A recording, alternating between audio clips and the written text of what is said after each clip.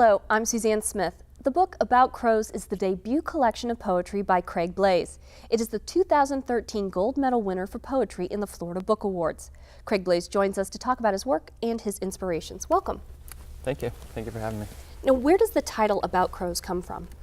It actually comes from the title poem of the book, which is the first poem in the book. It's a long sequence, and meaning it's a series of poems all on the subject of crows.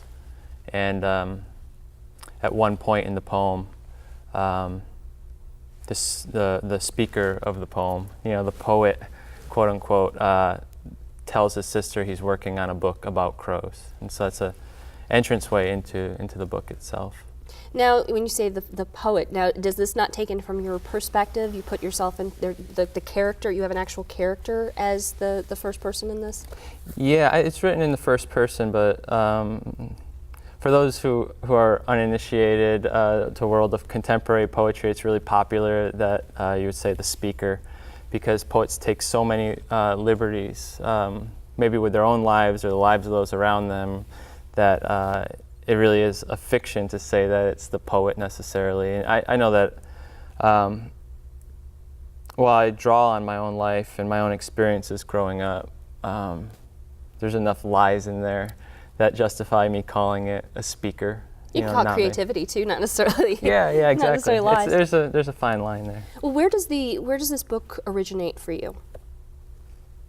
It actually starts in Wichita, Kansas. Well, it actually starts in Seoul, South Korea. I was working out there teaching English as a second language after getting my bachelor's degree, and I was interested in poetry. I'd read a lot of poetry. I was writing it, but it was then when I was with a friend of mine, John Tierney, and my sister came out and visited. I remember committing to it at that point. I was writing poems that none of them are actually included in this book, but they were really the proto poems for this book. In the end, I had to admit that over time they weren't as strong as maybe some in the book, so they got cut. But it was really then, it was 2005, I guess. So this book has been a long time in the process. Yes. You'd mentioned that you bring in your own experiences from it. How does your process work? Does it usually start where you have the beginning poems that inspire other poems? Yeah, that's the way that I write.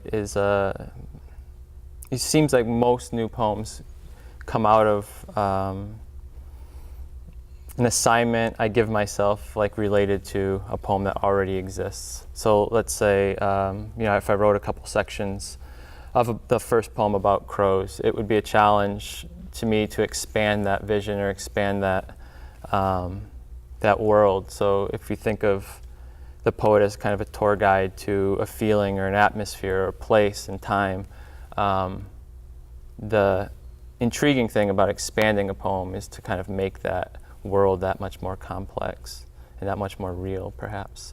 And so there are poems in here that actually were meant to be a part of the poem about crows, but they kind of went their own place, and I renamed them, and they're discrete poems. But you mentioned the mood or a feeling. You also have moments where there's sort of a poem will be tied to a historical moment. Mm-hmm. Which comes first to you? Do you think about that historical moment and the mood comes from that, or does the mood flow into a historical thing, or is it tied together at all? Yeah, they're definitely tied together. I don't know if I can separate the two in any clear way, but for me, I think that a lot of times the poem comes from a particular place, and I want to speak for a type of person or a person I know, or I want to speak from a place that I know and that I don't see in books or movies or anything like that. So, for example, one of the poems comes out of the town of Enfield, Massachusetts, which was flooded for drinking water for Boston. This was something, today it's the Quabbin Reservoir, and it's a place that I visited a lot as a child, but there's a whole history there, that was never told. So I intrigues me to kind of tell that story, try to tell that story. Did you have to go out and research that before doing the poem?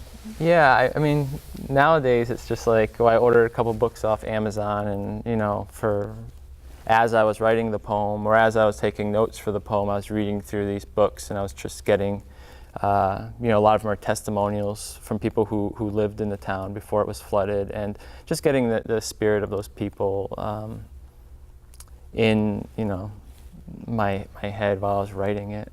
I mean, that helps, but it's really not a poem in the voice, solely in the voice, or locked in the time and place, any one time and place. It's also a poem that explores the speaker poet, like in the present. So. What are you working on now? Well, at FSU, Because you're about to graduate from FSU. Yeah. With your doctorate. I get my doctorate in English with specialty in creative writing, poetry, and for my dissertation, I actually had to write a publishable book. And so I've gone through a lot of different titles, but right now it's For the French and Indian War Dead. It's going to be the title of it. And I guess that goes in with the theme of writing from historical moments. There's a poem or a book called For the Union Dead by Robert Lowell. It was written in the 1960s. So I guess it kind of came out of that. But what I really want to do is write inscriptive poems, poems for people, addressed to people, or commemorating a specific moment or place. And so I find myself doing that more overtly in my second manuscript. Well, thank you very much, and congratulations on the award. All right, thank you. The Florida Book Awards are presented annually to recognize, honor, and celebrate the best Florida literature. The program is coordinated by the Florida State University Libraries and co-sponsored by these groups that promote books by and for all Floridians.